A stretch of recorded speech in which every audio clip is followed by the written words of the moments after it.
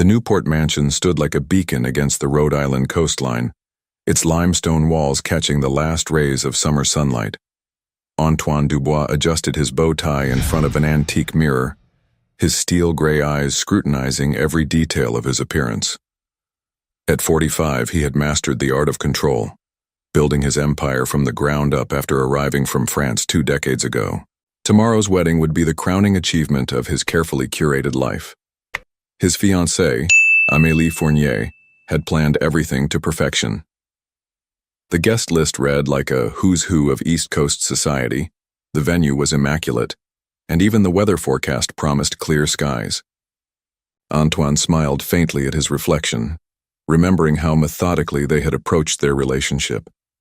Their courtship had been a masterclass in pragmatism, 2 successful individuals recognizing the strategic advantage of their union. Monsieur Dubois, his assistant's voice interrupted his thoughts. The guest list for tomorrow's final review. Antoine took the tablet, scrolling through names with practiced efficiency until his finger froze mid-swipe. There, between Laurent Robert and Lawrence Michael, was a name that shouldn't exist. Laurent Sophia. This must be a mistake, he said, his voice maintaining its usual smoothness despite the sudden tightness in his chest. No mistake, sir. The RSVP came in this morning. She's bringing a +1. The tablet trembled slightly in Antoine's grip. Sophia. After 20 years of silence, she chose this moment to resurface. He could still remember her laugh, the way her eyes crinkled at the corners when she smiled, the passion that burned in every word she spoke. She had been everything his current life wasn't: unpredictable, authentic, real. Should I have her removed from the list? His assistant asked, noticing his prolonged silence. Antoine stared out the window at the manicured gardens below, where workers were arranging chairs in perfect rows. No, he said finally. Let her come.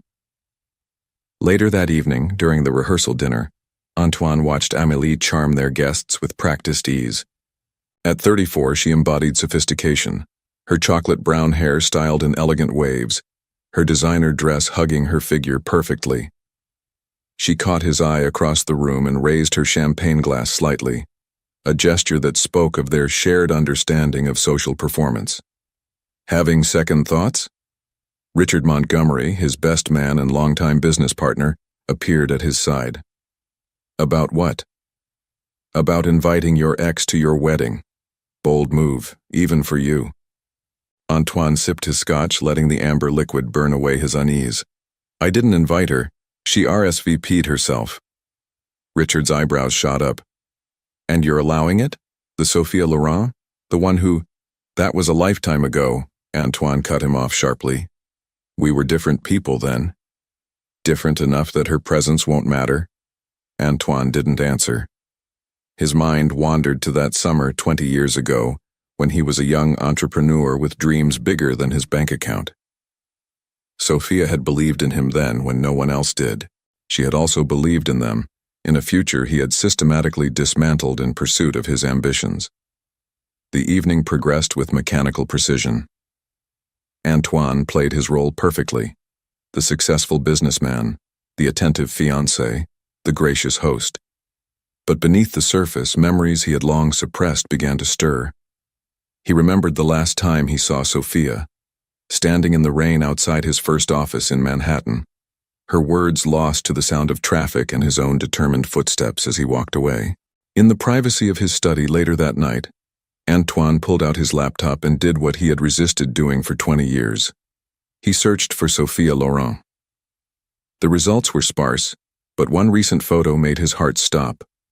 She looked elegant, her dark hair now streaked with silver, her smile still capable of illuminating a room. But it was the young man standing beside her that caught his attention. Tall, with familiar features that stirred something deep in Antoine's memory. The caption read, Sophia Laurent and son Victor at Charity Gala.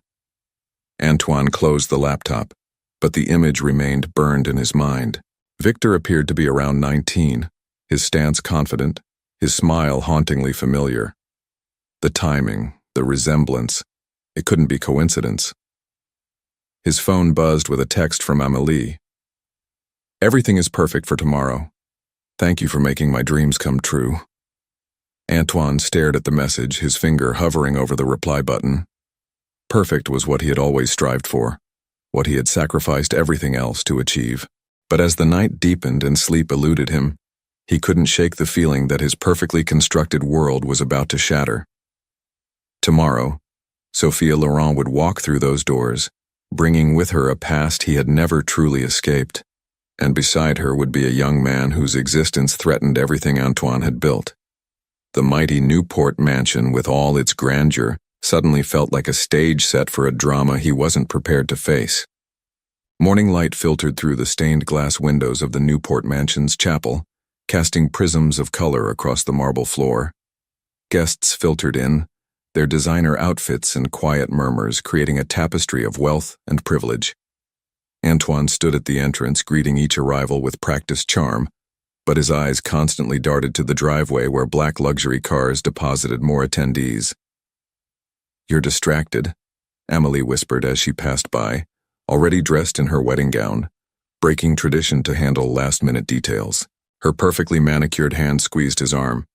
"Everything will be flawless." Flawless.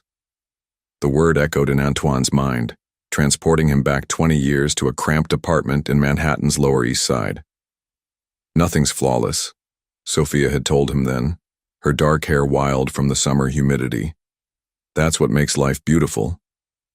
He had kissed her to silence such impractical thoughts, already plotting his escape from their shared dreams of a simple life. A commotion at the entrance snapped him back to present. Through the massive oak doors walked Sophia Laurent, time having transformed her youthful beauty into something more refined, more powerful. Her silver-streaked hair was swept into an elegant updo, her navy blue dress both appropriate and striking. But it was her companion who caused Antoine's carefully maintained composure to slip. Victor stood tall beside his mother, his presence commanding attention without effort. The young man's features were a mirror of Antoine's own at that age, the same sharp jawline, the same intense gaze. He wore his suit with natural grace, one hand casually in his pocket, the other holding his mother's arm protectively. "Antoine," Sophia's voice carried across the years with unchanged warmth. "Congratulations." He stepped forward, social training taking over where emotional stability failed. "Sophia, I'm pleased you could come." His eyes met Victor's, and for a moment, the world seemed to tilt on its axis. "And this is—" "Victor," the young man supplied, extending his hand. His grip was firm, challenging. "Mom's told me so much about you." The implied accusation hung in the air, that Antoine knew nothing about him in return. Before he could respond, Richard appeared at his side, smoothly integrating himself into the conversation. "Sophia Laurent, still turning heads after all these years," Richard said, his charm dialed to maximum. "And who's this strapping young man?" "My son," Sophia replied, her eyes never leaving Antoine's face. "Victor just finished his first year at Columbia." Columbia, Antoine's alma mater. The coincidence felt deliberate, another piece in a puzzle he was afraid to complete. "Business major?" he asked, his voice rougher than intended. "Environmental law," Victor answered, a slight smile playing at his lips. "I believe in fighting for what matters." The barb landed precisely where intended. Antoine remembered similar words, spoken in anger 2 decades ago. "You only fight for what benefits you," Sophia had accused, standing in his office the day he chose his company over their relationship. "The ceremony will begin soon," Richard interjected, reading the tension. "Let me show you to your seats." As they walked away, Antoine caught fragments of conversation between mother and son. "He's exactly like you described," Victor murmured. Sophia's response was lost to the growing crowd noise. Antoine retreated to a private anteroom, loosening his bow tie. The space felt too small, the air too thick. Through the window he watched guests continuing to arrive, their expensive cars forming a procession that seemed suddenly meaningless. A knock at the door preceded Amélie's entrance. She looked stunning in her wedding gown, a custom creation that had cost more than most people's homes. The planner needs to know if we're ready to. She paused, noting his distress. Antoine, what's wrong? He turned to her, seeing for the first time how their relationship was built on mutual ambition rather than love. Did you know about him? About who? Sophia's son. Victor. Amelie's perfect composure flickered. I may have heard rumors. In our circles, people talk. And you didn't think to mention it? Would it have changed anything? She moved closer, adjusting his tie with practiced hands. We're beyond past relationships and old mistakes. We're building something greater. But Antoine barely heard her. His mind was racing through calculations he should have done years ago. Victor's age, the timing of Sophia's disappearance from his life, the familiar features that now haunted him. I need a moment, he said, stepping away from Amelie's touch.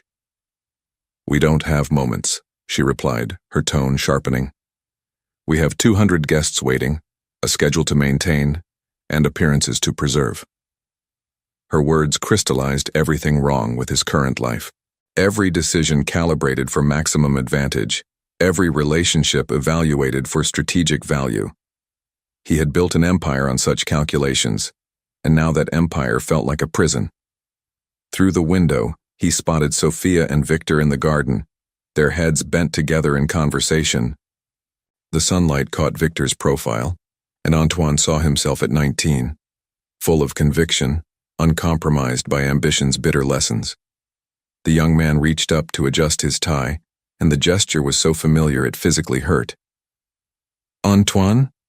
Amelie's voice demanded attention. Are we proceeding as planned? The question seemed to encompass more than just the ceremony. It asked about the next 20 years, about maintaining facades, about living with choices that couldn't be undone.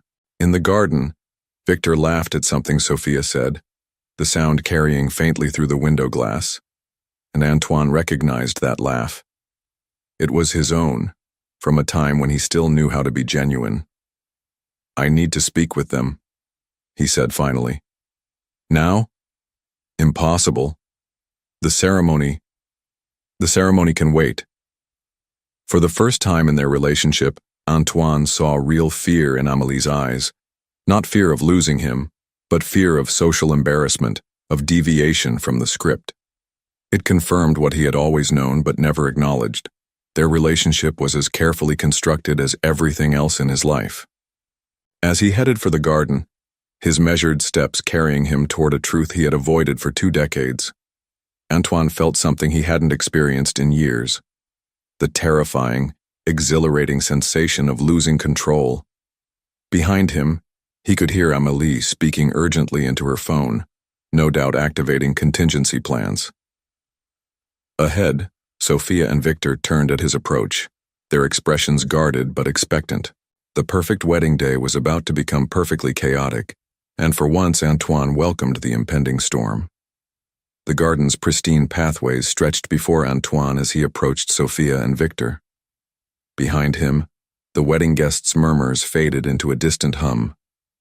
The late morning sun cast long shadows across the immaculate lawn, and somewhere in the distance a string quartet practiced the wedding march, the notes drifting hauntingly through the air. This is hardly the time for a reunion, Sophia said as he drew near, her voice carrying that familiar blend of warmth and steel. She stood protectively close to Victor, their resemblance to each other evident in their matching defensive stances. When would be a better time? Antoine asked, his French accent, usually carefully controlled, slipping through with his emotion. Another 20 years, perhaps? Victor's eyes narrowed at the bitterness in Antoine's tone. Careful, the young man warned. You haven't earned the right to accusations. The words hit Antoine like a physical blow. He remembered another conversation decades ago, when he'd been the one full of righteous anger. You haven't earned the right to judge my choices, he'd told his own father, before walking away from the family business to forge his own path in America. Now, facing Victor's judgment, he understood the cruel symmetry of fate. Perhaps we should move somewhere more private, Sophia suggested. glancing at the mansion's windows where curious faces had begun to appear. The pergola? Antoine nodded, leading them toward the white latticed structure overlooking the Atlantic. The ocean breeze carried the scent of salt and memories of a small beach in the Hamptons where he and Sophia had once planned their future. You knew, Antoine said once they were seated, the words emerging more accusation than question. All these years, you knew. Sophia's hands clasped tightly in her lap, her composure wavering for the first time. I found out 2 weeks after you ended things, after you made it clear that nothing would stand in the way of your ambitions. The memory crashed over him. His first major business deal, the opportunity that would establish his foothold in American finance. Sophia had come to his office trying to talk about their future, but he'd been too focused on the contracts before him. Not now, he'd said, not even looking up. This is too important. I was too important, she'd replied. But he hadn't understood her meaning then. Victor leaned forward, his presence commanding attention just as Antoine's did in board meetings. She tried to tell you. Multiple times. But your secretary had strict instructions. No personal calls, no unexpected visits. I never knew. Because you never wanted to know? Victor cut in. Your life was moving in a different direction, wasn't it? A pregnant girlfriend didn't fit into your 10-year plan. Antoine's gaze snapped to Sophia, who met his look steadily. Is it true? He asked, though he already knew the answer. It was written in every feature of Victor's face, in the way he carried himself, in the familiar intensity of his gaze. Would it have changed anything? Sophia asked softly. You were building an empire, Antoine. Nothing could compete with that. The weight of lost years pressed down on Antoine's shoulders. He thought of all the milestones he'd missed, first steps, first words, first day of school. While he'd been accumulating wealth and power, his son had grown from an infant to a man without him. I had a right to know, he managed finally. Rights? Victor's laugh was sharp. Like the right to abandon someone you claimed to love, the right to choose money over family. Victor, Sophia cautioned. But the young man was on his feet now, pacing with the restless energy Antoine recognized from his own youth. Do you know what it's like growing up watching your mother work 3 jobs to put herself through night school? Victor demanded. To see her sacrifice everything to give me opportunities while you lived in mansions like this? Each word struck like shrapnel, tearing through the careful defenses Antoine had built around his choices. He remembered Sophia's dreams of becoming an environmental lawyer, dreams she'd set aside when they were together because his ambitions had consumed all their resources, all their energy. You became a lawyer, he said to her, realization dawning. You did it on your own. I did it for him, she corrected, to show him that principles matter more than profit. The string quartet had stopped practicing, leaving only the sound of waves and unspoken regrets. In the distance, Antoine could see Richard approaching across the lawn, no doubt carrying news of the growing chaos his absence was causing. The great Antoine Dubois, Victor said, his voice heavy with irony. The man who turned a small inheritance into a billion-dollar empire. The business genius who never makes a wrong move. He paused, fixing Antoine with a stare that reflected back decades of absence. Tell me, was it worth it? Before Antoine could answer, Richard reached the pergola. Antoine, we have a situation. The guests are getting restless and Amélie. He trailed off, taking in the tension-filled scene before him.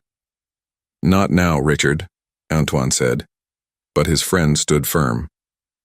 Yes, now. You have 200 people waiting, a bride on the verge of a breakdown and reporters starting to gather at the gates. Whatever this is, it needs to wait. Antoine looked at Sophia, seeing in her face the same woman who had once believed in him completely. He looked at Victor, recognizing in his son's anger the same fire that had once driven him to prove himself to the world. Nothing needs to wait, Sophia said, standing. We shouldn't have come. This was a mistake. Mom, Victor protested, but she cut him off with a look. We're leaving, she announced. Congratulations on your wedding, Antoine, I hope you finally found what you were looking for."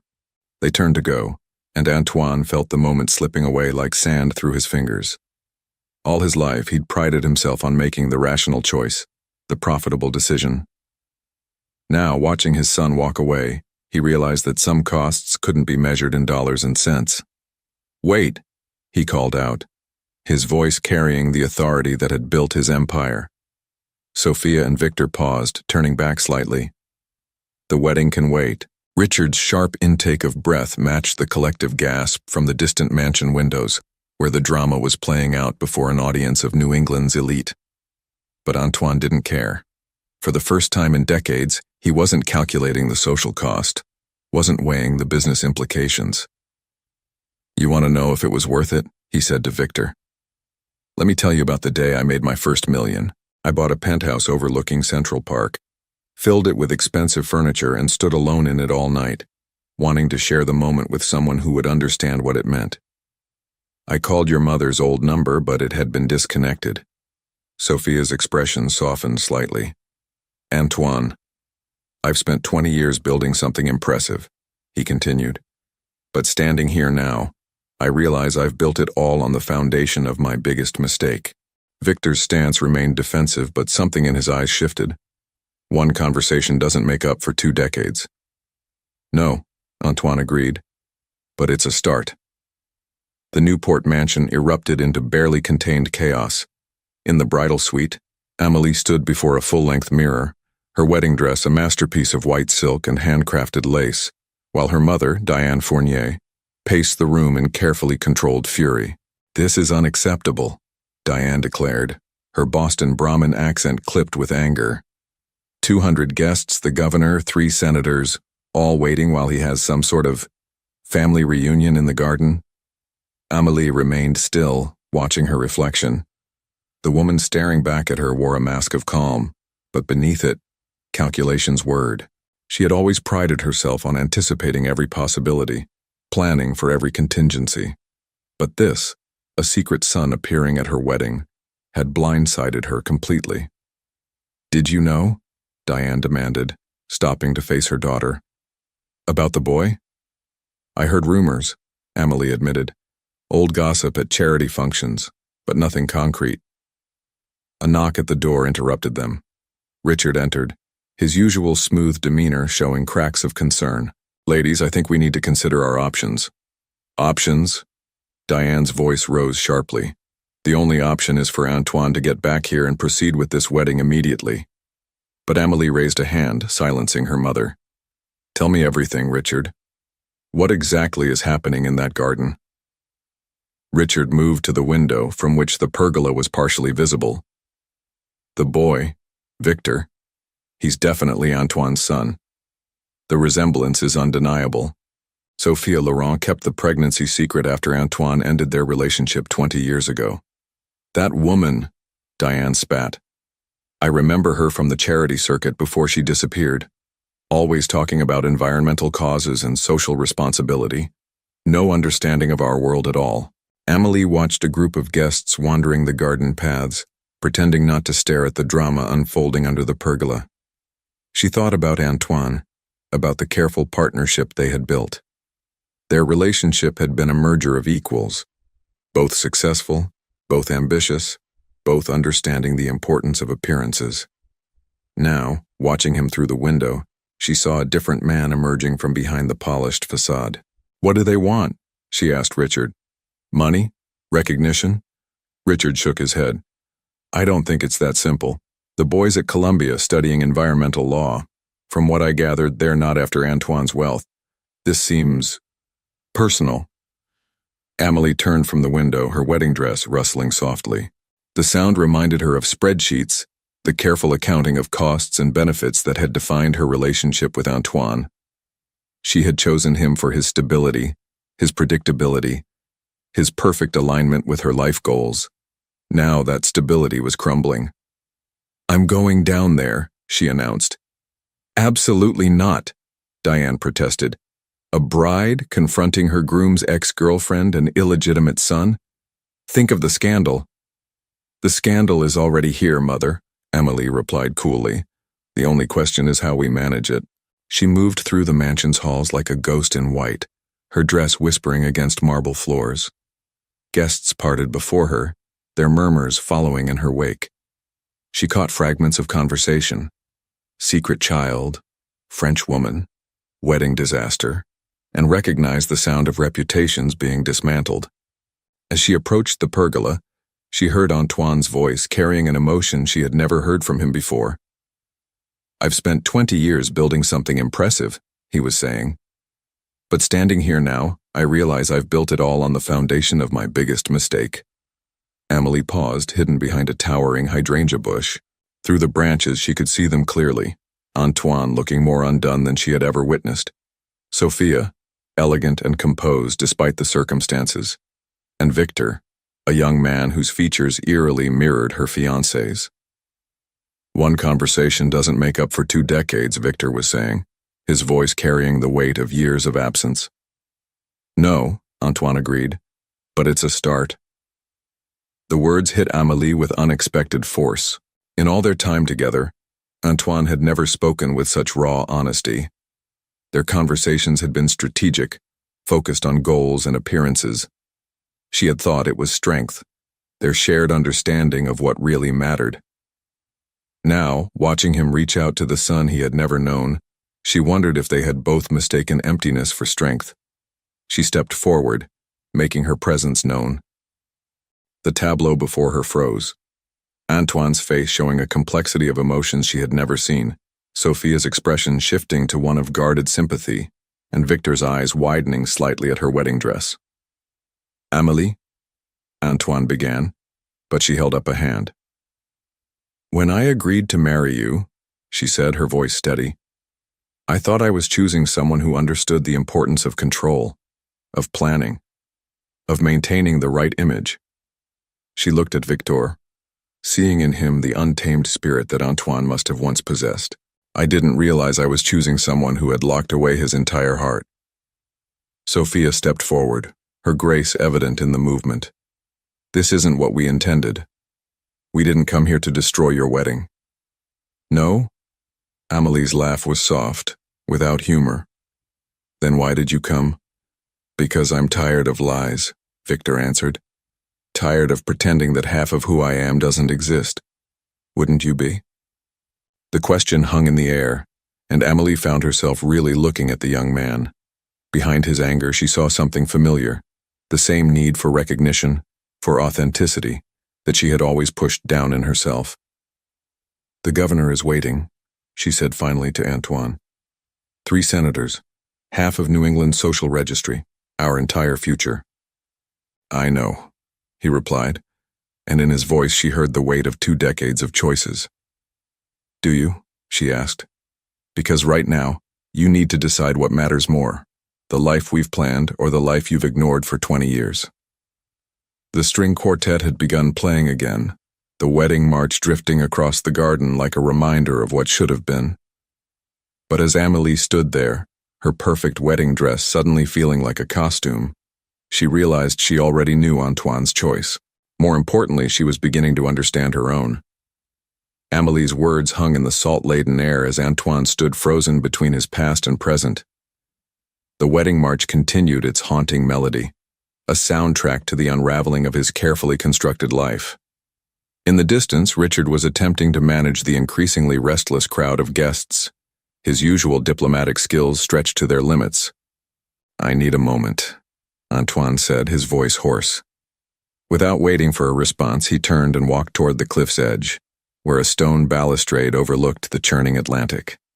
Behind him, he could hear Sophia quietly suggesting to Victor that they give him space. The ocean breeze carried him back 20 years, to another decisive moment on another coast. He had just secured his first major investment deal, the stepping stone that would launch his empire. The celebration dinner had been at an exclusive Manhattan restaurant, the contract signed over aged bourbon and expensive cigars. He remembered checking his phone afterward, seeing 3 missed calls from Sophia, and deciding they could wait until morning. Important matters had demanded his attention. Important matters. The phrase tasted bitter now. "You look like you could use this," a voice said, and Antoine turned to find Victor holding out a flask. The gesture was so unexpected, so casual, that it caught him off guard. "You carry a flask?" "Mom doesn't approve," Victor said with a half-smile that was painfully familiar. "Says it's too reminiscent of someone she used to know." Antoine accepted the flask, the metal cool against his palm. "She remembers that?" "She remembers everything." Victor leaned against the balustrade, his profile sharp against the horizon. "Every detail about you.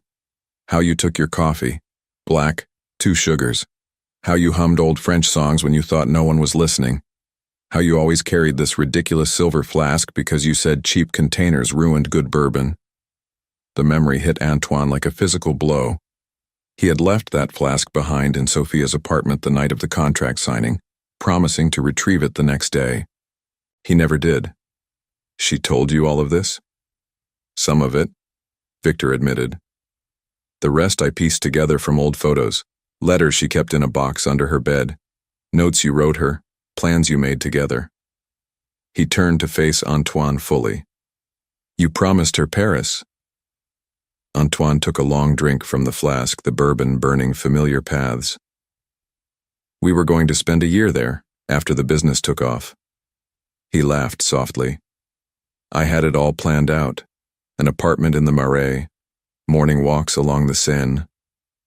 Instead, you bought a penthouse overlooking Central Park. The practical choice, the smart investment." Victor's expression hardened. "Was it? Look around you, Antoine. Look at what all your practical choices have built. A wedding falling apart, a son you never knew, a bride who sees you clearly for perhaps the first time." As if on cue, Antoine caught sight of Amélie through the garden's topiary. She stood surrounded by concerned relatives, her wedding dress a bright spot against the greenery, her posture rigid with controlled emotion. Even in crisis, she maintained perfect composure. They were alike in that way, masters of suppressing genuine feeling in favor of appropriate responses. "I didn't know," Antoine said quietly. "About you. If I had..." "You'd what?" Victor challenged.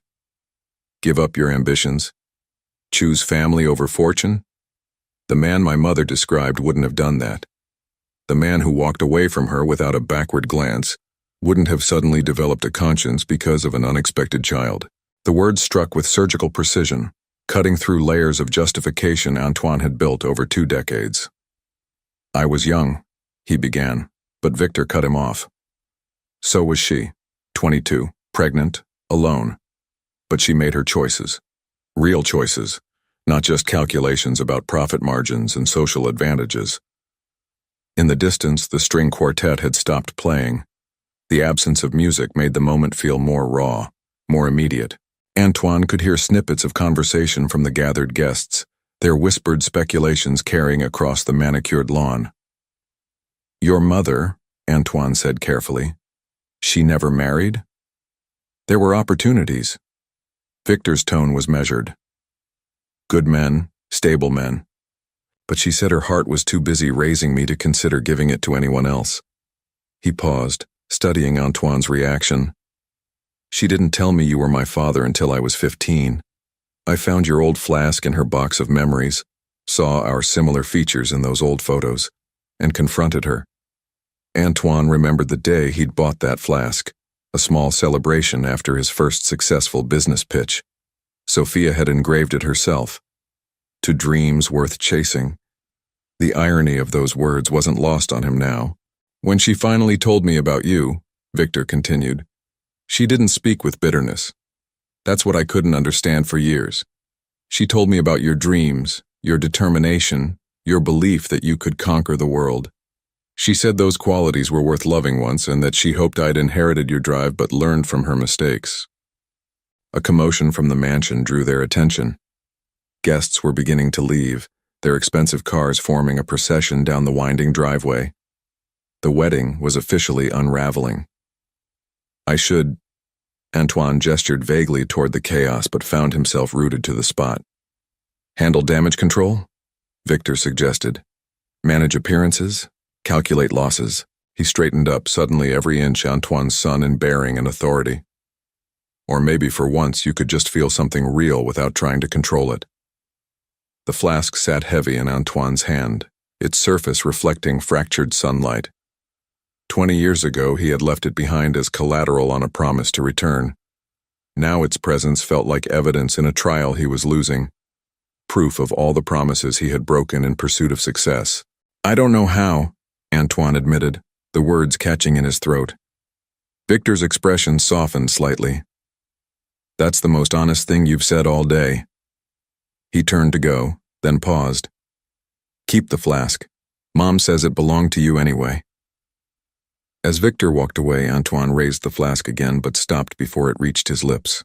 In its polished surface, he caught his reflection, fragmented, distorted, much like the life he had built. The engraved words caught the light. "To dreams worth chasing." He had chased his dreams across 2 decades and built an empire. But standing there, watching his son's retreating figure and hearing the distant sound of his wedding falling apart, Antoine Dubois finally began to question whether he had been chasing the right dreams all along. Amélie stood in the mansion's east wing, watching her perfect day dissolve through floor-to-ceiling windows. Her mother's voice buzzed in her ear like an angry wasp, coordinating damage control with a precision that would have impressed a military strategist. "The Richardsons have already left," Diane reported, phone pressed to her ear. "The Whitmores are threatening to pull their foundation funding, and the governor's wife is asking pointed questions about what this means for next month's charity gala." But Amélie barely heard her. Her attention was fixed on the scene by the cliffs, Antoine and Victor in intense conversation, their matching profiles cut sharp against the ocean backdrop. The sight stirred something unexpected in her chest, a recognition of what her carefully planned marriage had been missing: authenticity. "Darling, are you listening?" Diane demanded. "This is a crisis of unprecedented proportions. The social implications alone—" "Mother," Amélie interrupted, her voice quiet but firm. "Could you give me a moment alone?" Diane hesitated, clearly torn between maternal concern and social damage control. "Of course," she finally conceded. "I'll be right outside, handling the press situation." Alone in the vast room, Amélie caught her reflection in an ornate mirror. The wedding dress, a custom creation that had taken 6 months to perfect, suddenly felt like a costume. She remembered the fitting sessions, how she had approached each one like a business meeting, making decisions based on what would photograph well, what would impress the right people. "You look lost." Amélie turned to find Sophia Laurent standing in the doorway, elegant and composed despite the chaos she had inadvertently unleashed. "Shouldn't you be with your son?" Amélie asked, unable to keep a slight edge from her voice. "He's having a necessary conversation with his father." Sophia moved into the room with natural grace. "I thought perhaps you and I should have one as well." "About what? How you planned this perfectly timed revelation?" Sophia's laugh was unexpected and genuine. "Do you really think I would choose my son's father's wedding day for some sort of calculated revenge?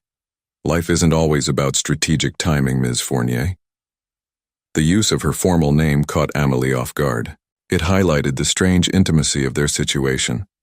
2 women connected by the same man, standing in a room meant for pre-wedding celebrations. "Then why today?" "Victor made the decision," Sophia explained, settling onto a delicate antique settee. "He's 19, full of principles and righteous anger. When the invitation arrived, and yes, I suspect someone in your circle orchestrated that, he saw it as a sign, a chance to confront the past."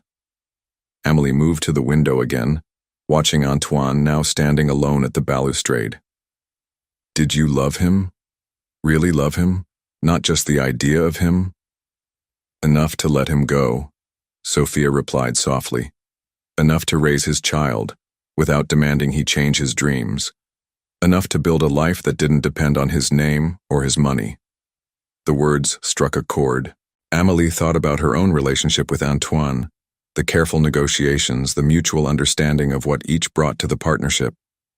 Had there ever been a moment of real, unplanned emotion between them? "I've spent my entire life," Amélie said slowly, "choosing the practical path.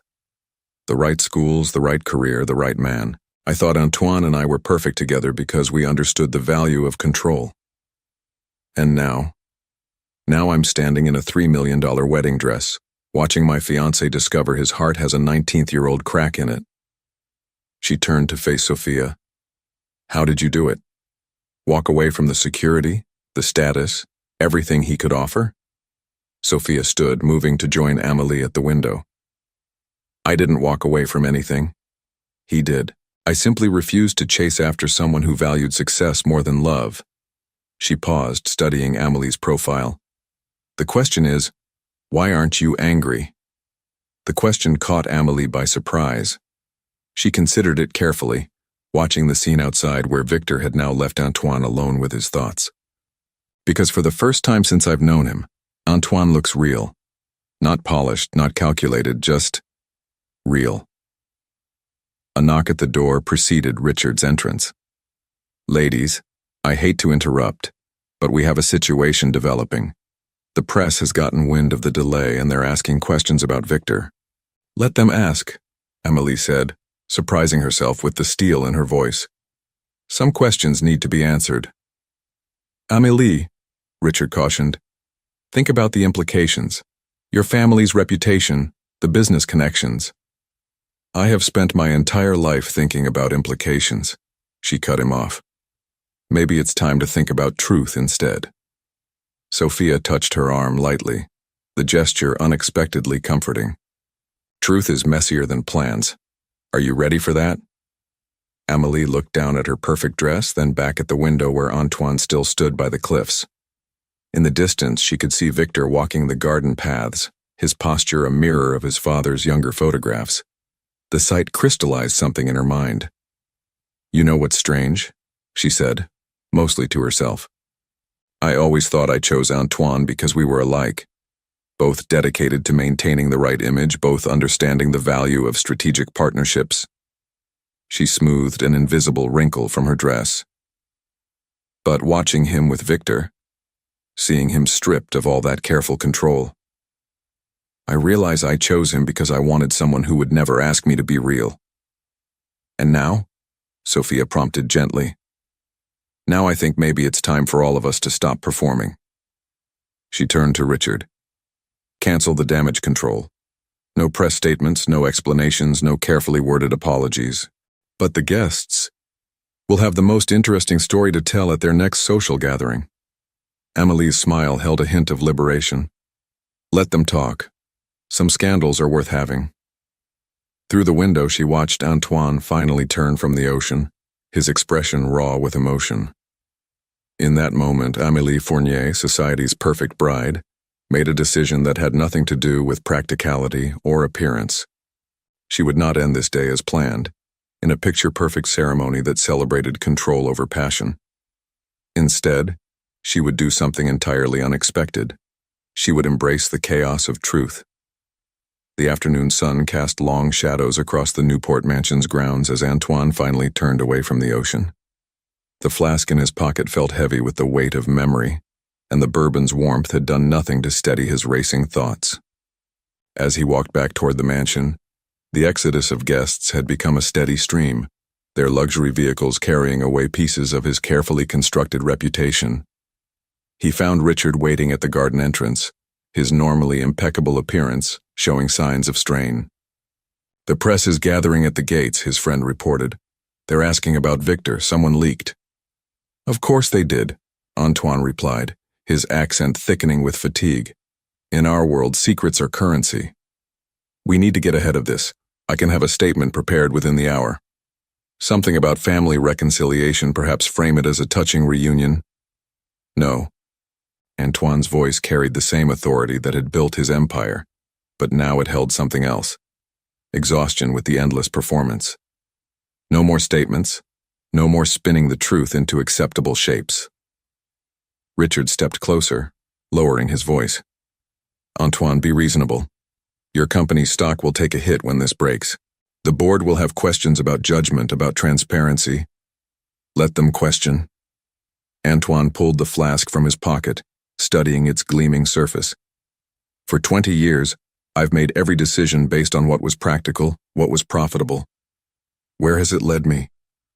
To a wedding day where my son had to use his mother's maiden name to get close enough to meet me. The sound of heels on marble interrupted them. Amélie appeared in the garden doorway, still radiant in her wedding gown, but somehow different, as if she had shed an invisible weight. Behind her stood Sophia, and the sight of both women together sent a jolt through Antoine's system. The governor sends his regrets, Amélie announced, her voice carrying a hint of amusement. Apparently, a family emergency requires his immediate departure. Amélie, Antoine began, but she held up a hand. I've been thinking about our first date, she said, moving toward him with measured steps. Do you remember that dinner at Le Bernardin, where we spent the entire evening discussing merger strategies and investment portfolios? I thought it was perfect. Finally, a man who understood that love should be practical. Antoine remembered. They had clicked instantly, recognizing in each other the same dedication to control, to success, to maintaining the right image. We were compatible, he offered. We were empty, she corrected gently. Both of us so focused on playing our roles that we forgot to be people. She glanced at Sophia. Until today, I never understood what real love looked like. But watching you with Victor, seeing how his existence shattered every wall you've built, I finally get it. Victor emerged from the garden paths, approaching the group with cautious steps. The family resemblance was even more striking now, as both men stood tense with unspoken emotions. The press wants a story, Richard interjected, ever the pragmatist. We need to decide how to handle this. I have a suggestion, Victor said, his voice carrying the same commanding tone as his father's. Try the truth. Sophia moved to her son's side, her presence a steady anchor in the storm. Victor's right. The truth may be messy, but it's better than living with lies.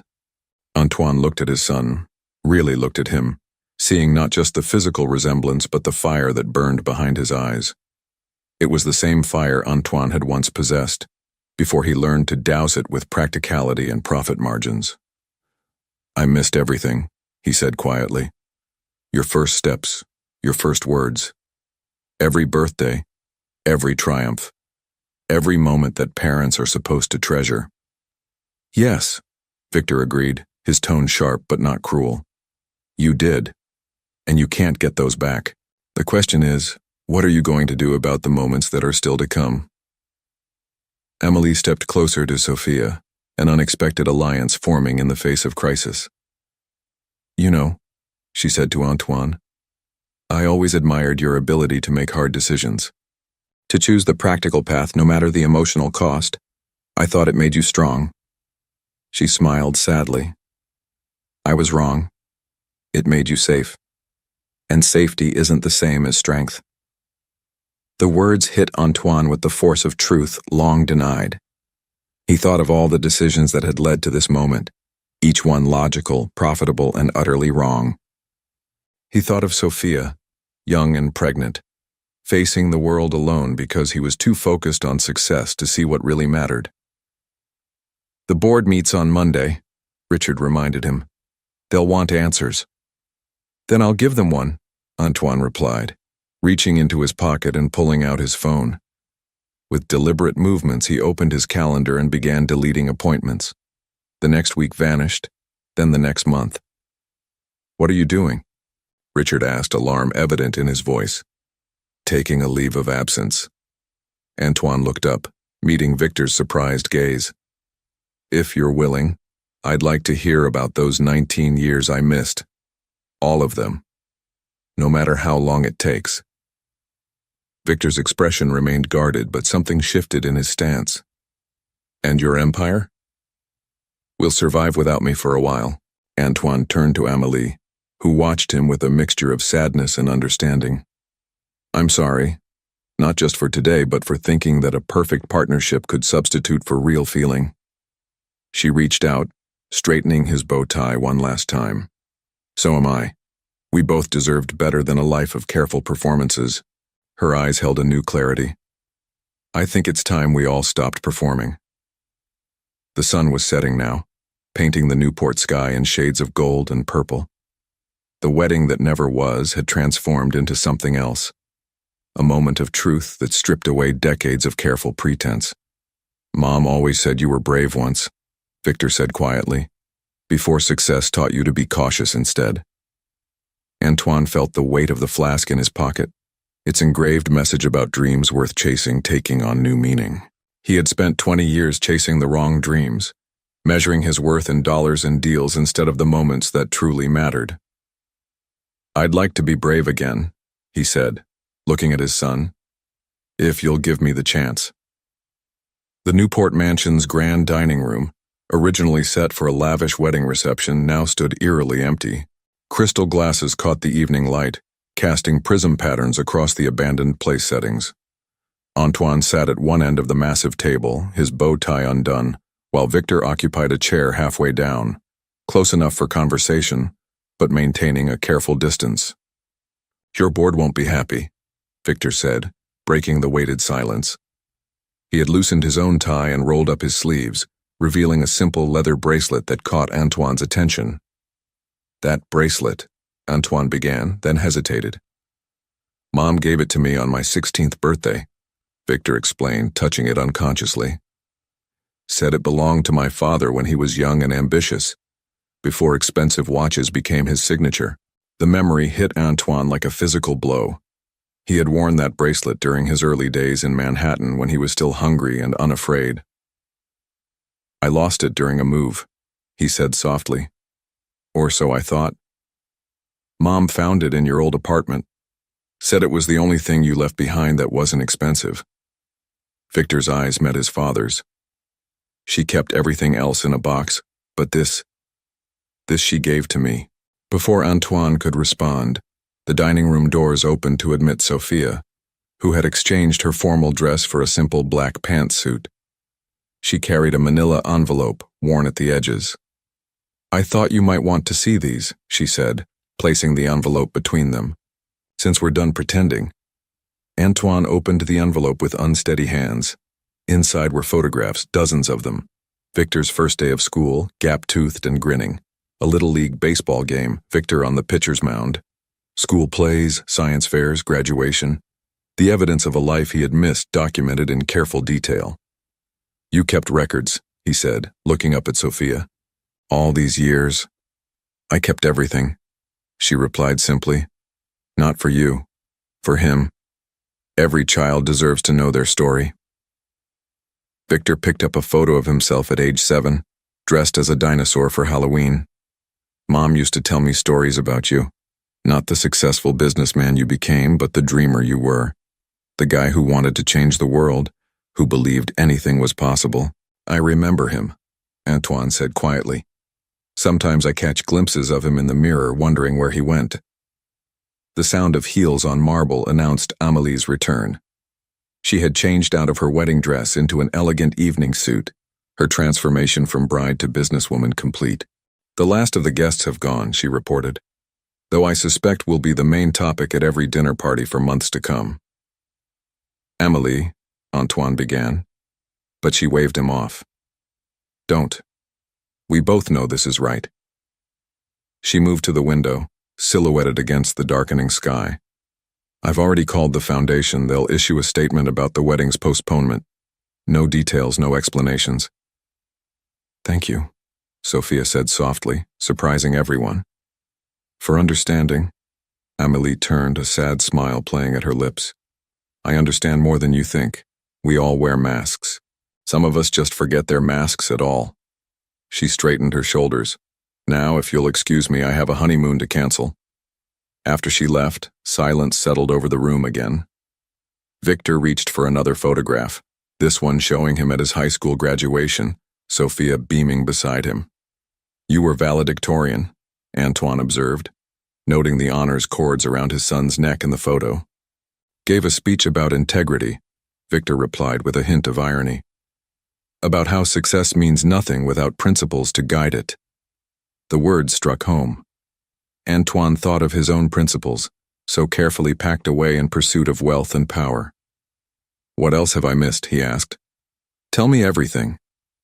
Victor exchanged a look with his mother, who nodded encouragingly. "Where should I start?" "The beginning," Antoine said. "I want to know about the little boy who became the young man in front of me." And so, as night fell over Newport, Victor began to talk. He told Antoine about his first memory, helping Sophia plant a small garden in their apartment's fire escape, about breaking his arm at 8 trying to fly like Superman, about the science teacher who introduced him to environmental law, sparking a passion that would shape his future. Sophia occasionally added details, filling in the gaps with a mother's perfect recall. She remembered every fever, every nightmare, every triumph. Antoine listened with an intensity he usually reserved for billion-dollar deals, drinking in the details of his son's life like a man dying of thirst. "Your first word was why," Sophia recalled, smiling at the memory.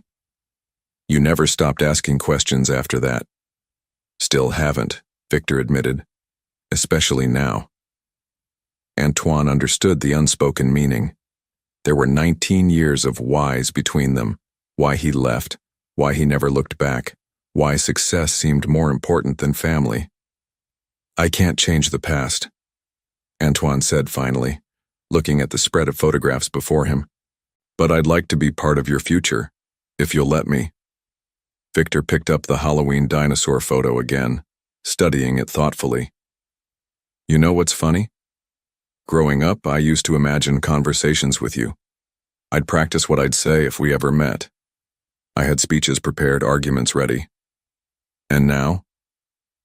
Now that you're actually here," Victor paused, choosing his words carefully, "I find myself wondering if the man who wore this bracelet is still in there somewhere, the one Mom said could laugh at himself, who dreamed big but didn't let those dreams consume his soul." Antoine touched his expensive watch, then looked at the simple leather bracelet on his son's wrist. The contrast seemed to represent everything he had gained and lost over the past 2 decades. "I'd like to find out," he said softly. "Together." Monday morning found Antoine not in his usual corner office overlooking Manhattan, but in a modest coffee shop near Columbia University. He had traded his typical bespoke suit for a casual blazer and slacks, attempting to bridge the gap between his world and Victor's. His phone buzzed constantly with messages from board members and executives, all demanding explanations for his sudden leave of absence. Richard's latest text flashed on the screen. "Board meeting in an hour.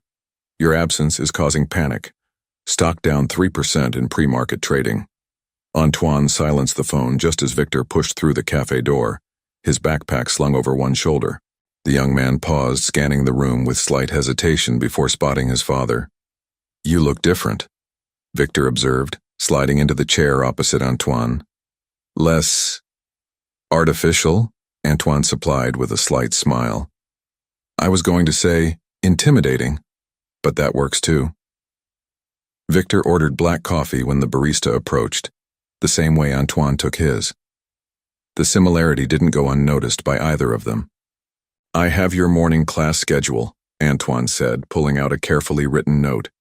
"Environmental law with Professor Henderson at 9? Victor raised an eyebrow.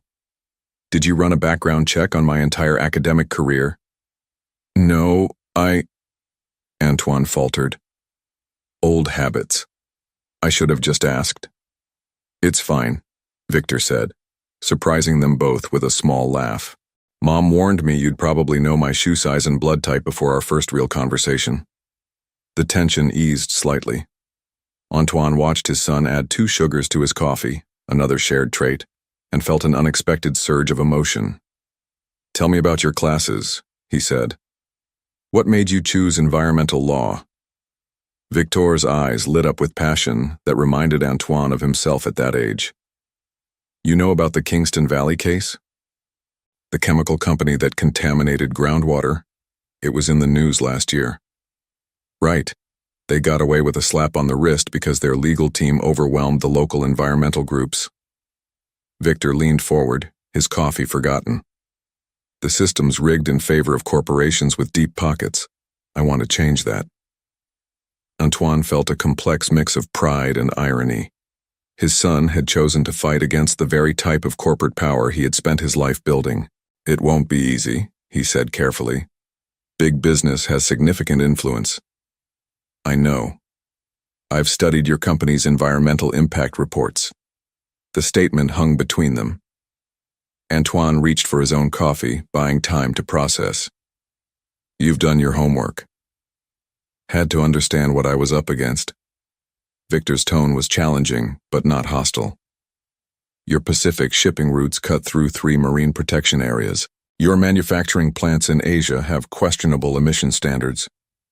All within legal limits, Antoine defended automatically, then caught himself. But perhaps not within moral ones. Victor studied him for a moment. Mom said you used to care about more than just legal limits, that you once talked about building something meaningful, not just profitable. The memory struck Antoine with unexpected force. He had dreamed once of revolutionizing international business, of proving that profit and principle could coexist. Somewhere along the way, the profit had consumed the principle. Your mother remembers a better version of me than I became, he admitted. Maybe, Victor agreed, or maybe that version isn't gone, just buried under 20 years of compromises. Antoine's phone buzzed again. The board meeting was starting. He could picture the scene, Richard making excuses, executives speculating, stock prices fluctuating with each minute of his absence. A world he had once found all-consuming now felt strangely distant. I have a proposition, he said suddenly. Come to my office after your classes today. Victor's guard went up instantly. Why? Because I want to show you something. No tricks, no corporate recruitment pitch, just something I think you should see. After a moment's hesitation, Victor nodded. Okay, but I warn you, if this is some attempt to convince me about the benefits of corporate law. It's not, Antoine assured him. It's about showing you who I was before I forgot what mattered. They parted ways outside the cafe, Victor heading to class while Antoine lingered, watching his son disappear into the stream of students. His phone buzzed again. Now the stock was down 5%. 20 years ago, such news would have sent him running to damage control. Now he found himself walking in the opposite direction, toward his penthouse apartment. In his home office, Antoine opened a safe he hadn't touched in years. Inside, beneath files of his earliest business plans, lay a leather-bound journal. Its pages contained his original vision, not just for wealth creation, but for changing how international business operated. Pages of passionate arguments about corporate responsibility, sustainable practices, and ethical profit. His phone rang. Richard's name flashed on the screen. The board is requesting an emergency session, Richard said when Antoine finally answered. They're talking about interim leadership. Let them talk, Antoine replied, his eyes on the journal. I'll be in this afternoon, with my son. Antoine, be reasonable. The company will survive a few hours without me. He paused, running his fingers over the journal's worn cover. Richard, do you remember what we wanted to build? Before we got caught up in stock prices and market share? The line went quiet for a moment. We were young, Richard finally said. Idealistic. Maybe it's time to be idealistic again. After hanging up, Antoine began to read his old journal, preparing for Victor's visit. In those yellowed pages, he found traces of the man Sophia had described to their son, someone who believed in more than just the bottom line. His phone continued to buzz with updates about falling stock prices and boardroom drama. But for the first time in 20 years, Antoine Dubois was focused on something more valuable than market fluctuations. The chance to show his son that even buried dreams could be excavated, dusted off, and given new life. The Dubois International headquarters dominated the Manhattan skyline, its glass and steel exterior reflecting the afternoon sun. Antoine stood in his corner office, the leather-bound journal open on his desk, waiting for Victor's arrival. The boardroom down the hall hummed with tension. Executives gathered early for the emergency session, their whispered conversations carrying undertones of crisis. Richard entered without knocking, his usual diplomatic demeanor strained. The stock's down 8%. The financial press is running wild with speculation about your absence.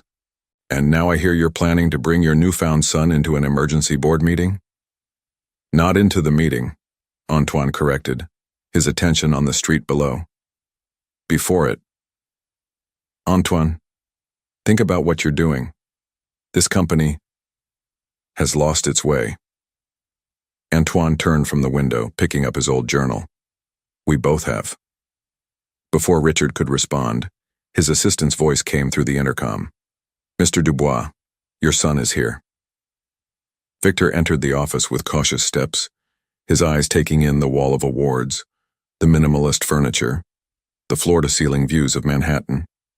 He looked out of place in his casual university clothes, yet somehow more authentic than anything else in the room. Quite a view, he said, moving to the window. You can probably see all the way to Columbia from here. You can, Antoine confirmed. I used to watch the campus sometimes, wondering if what? If you might be there. Antoine picked up the journal. But that's not why I asked you here. There's something you need to see. He opened the journal to a marked page and handed it to Victor. The young man's eyes scanned the yellowed paper, widening slightly as he read. This is a proposal for international corporate environmental standards, Victor said, looking up. Written 20 years ago? Before the company went public. Antoine moved to stand beside his son. Before quarterly earnings and shareholder value became more important than actual value. Victor continued reading, his expression shifting from surprise to intense interest. This is revolutionary. Mandatory carbon footprint reduction, ethical sourcing requirements, profit sharing with affected communities. He looked at Antoine. You wrote this? A lifetime ago? Antoine's voice carried a weight of regret. When I still believed business could be more than just profit margins. What happened? Success. The word tasted bitter. The more the company grew, the more I compromised. Each decision seemed small at the time. A slight relaxation of standards here, a overlooked violation there. Until one day. You became what you originally wanted to fight against. Victor finished. The door opened again, admitting a flustered assistant. Mr. Dubois, the board is assembled. They're demanding you start the meeting early. Antoine held up a hand. Tell them I'll be there when I'm ready.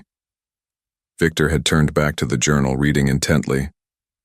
These environmental protection proposals, they're actually stronger than current regulations. Even today. Because they were written with conviction, not compromise. Antoine moved to his desk, pressing a button that opened a hidden panel in the wall.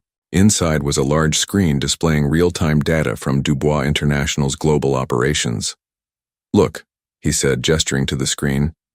Every red dot represents a facility operating below the standards I originally proposed. Every yellow dot shows where we've chosen profit over principle. The map was a constellation of red and yellow, with only a few green dots scattered across the globe.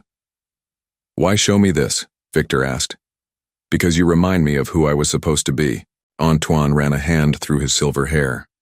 That journal wasn't just a business plan. It was a promise. To myself. To the world. A promise I broke piece by piece. The boardroom door opened again, this time admitting several board members who stopped short at the sight of Victor. Antoine, the CFO began, we really must insist. Give us a moment. Antoine cut him off, his tone brooking no argument. The executives retreated, but their presence had broken the spell of the moment. Victor closed the journal carefully. You still haven't said why you wanted me to see this? Antoine took a deep breath. Because I'm about to go into that boardroom and make the hardest decision of my life, and I wanted you to understand why. What decision?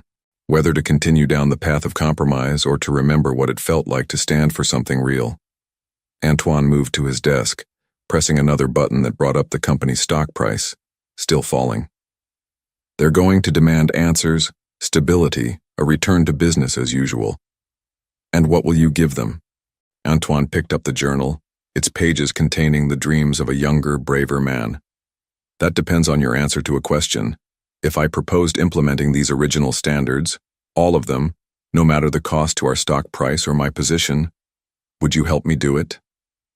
Victor stared at his father, searching for any sign of manipulation or corporate maneuvering. Finding none, he asked, "Why would you do that?" "Because I'm tired of being the man who walks away from what matters." Antoine's voice carried a new intensity.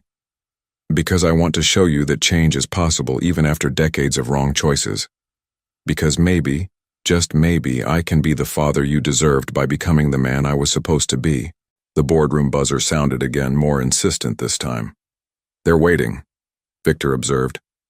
"They can keep waiting." Antoine held his son's gaze. "I've missed 19 years of your life. I won't miss this moment. What's your answer?" Victor moved to the window, looking out over the city. The same view Antoine had stared at for 20 years, watching his empire grow while his soul shrank. Finally, the young man turned back. "You know this could cost you everything you've built?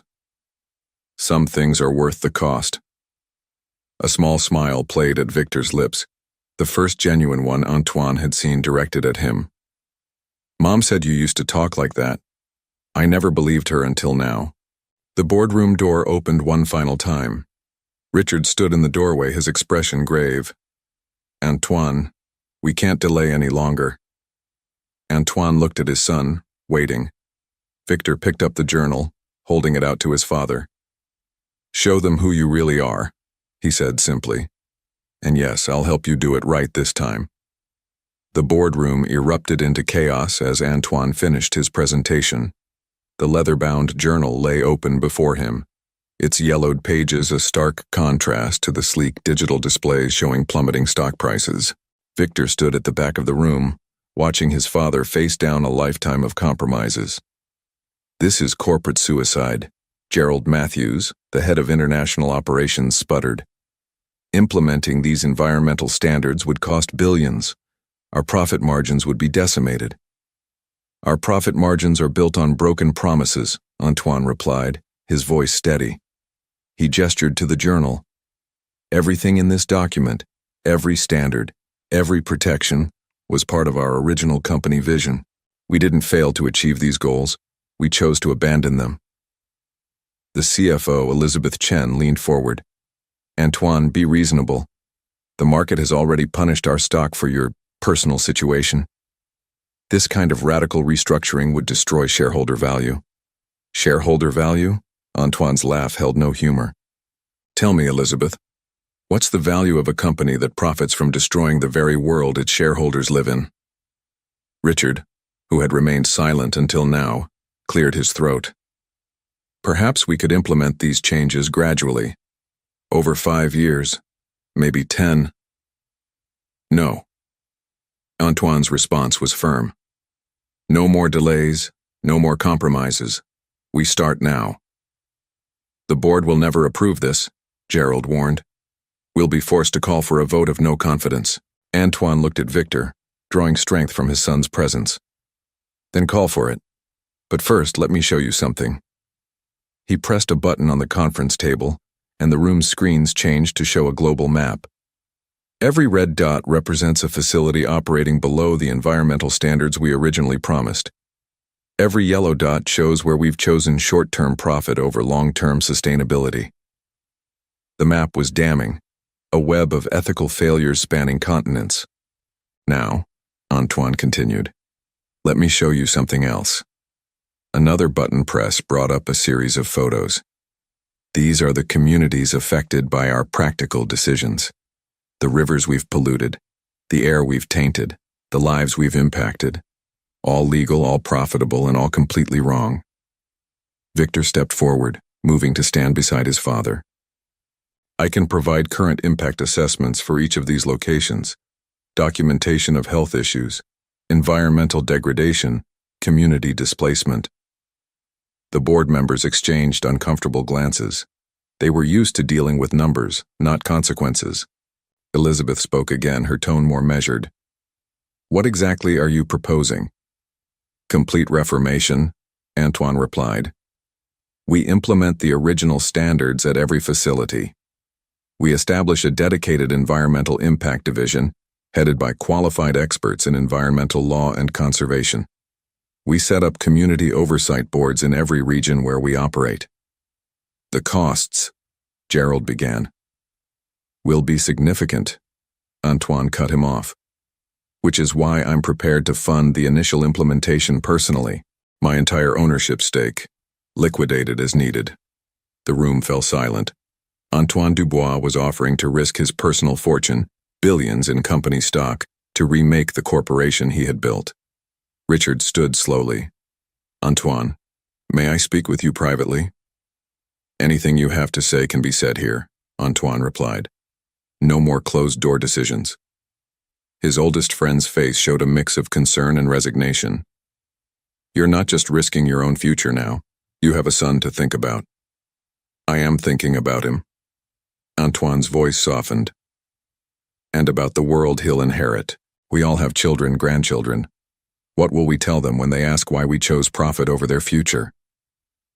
Victor moved closer to the conference table.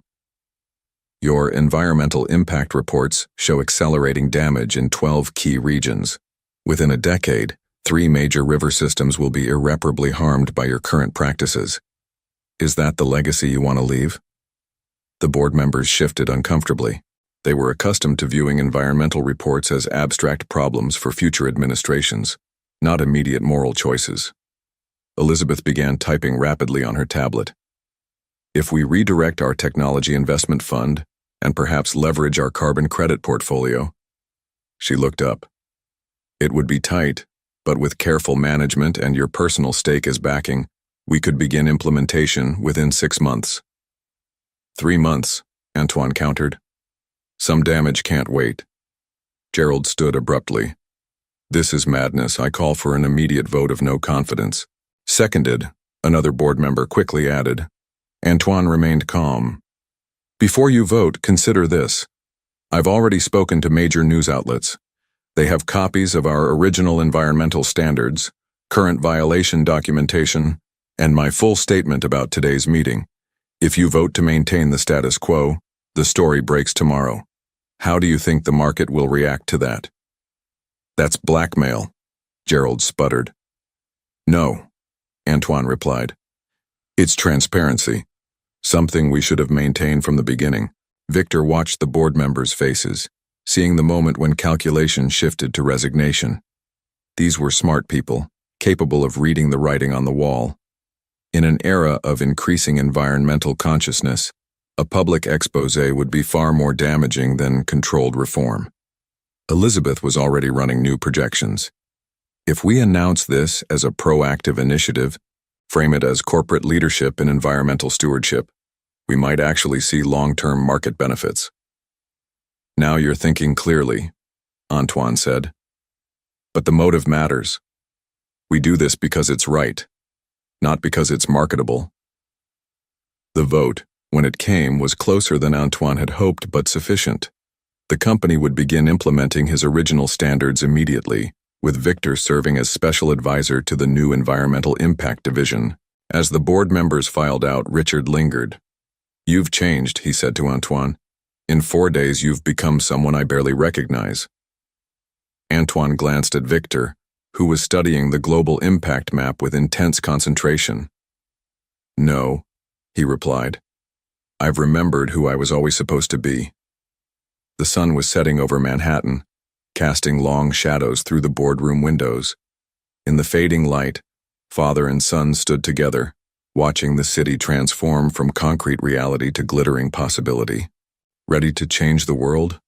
Antoine asked softly. Victor's smile held the same determination that had once driven his father to build an empire. Ready to change it back.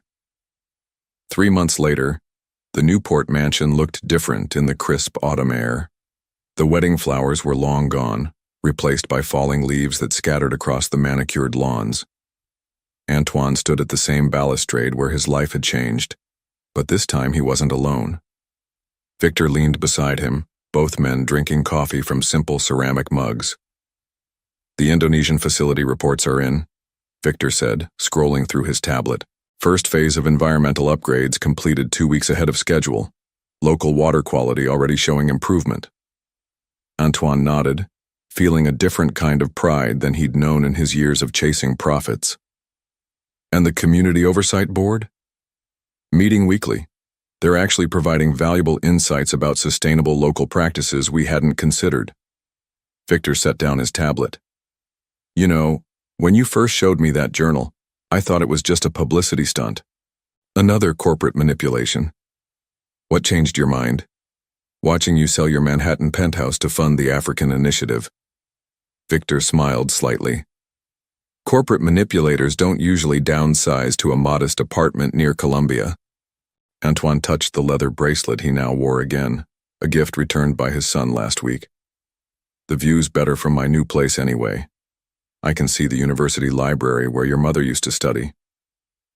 The mention of Sophia brought a comfortable silence.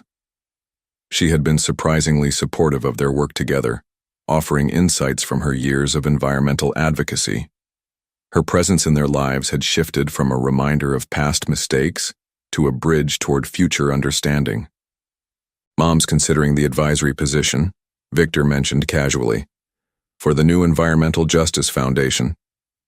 The foundation had been Antoine's latest initiative, a separate entity funded by his remaining personal assets, dedicated to supporting environmental legal cases against corporate violators.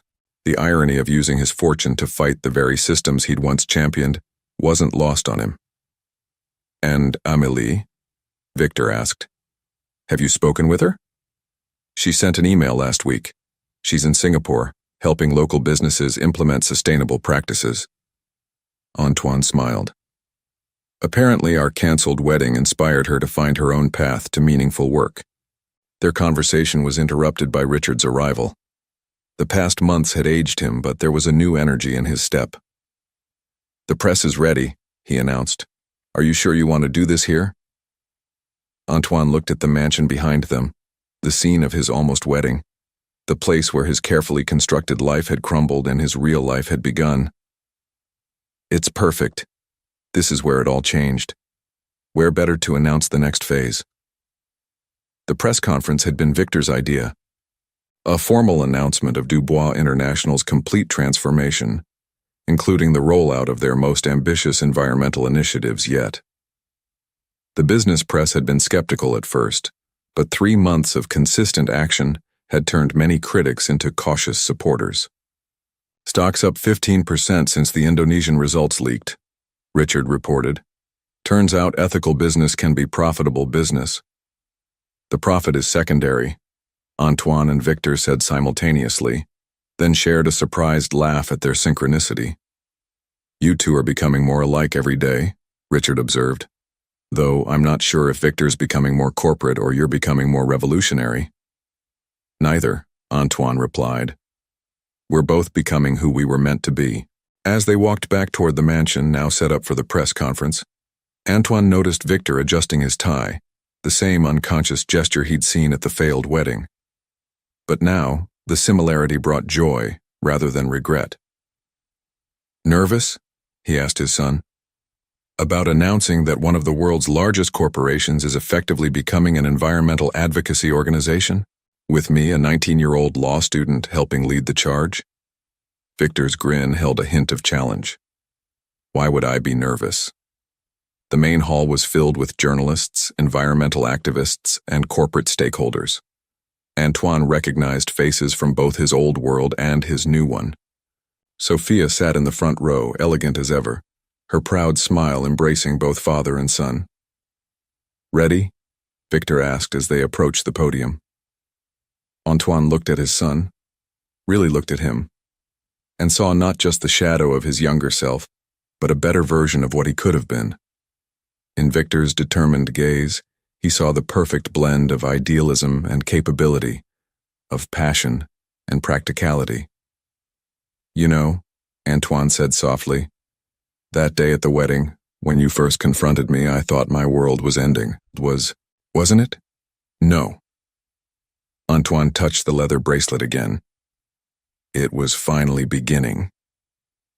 They stood together at the podium, father and son, their matching profiles drawing murmurs from the crowd.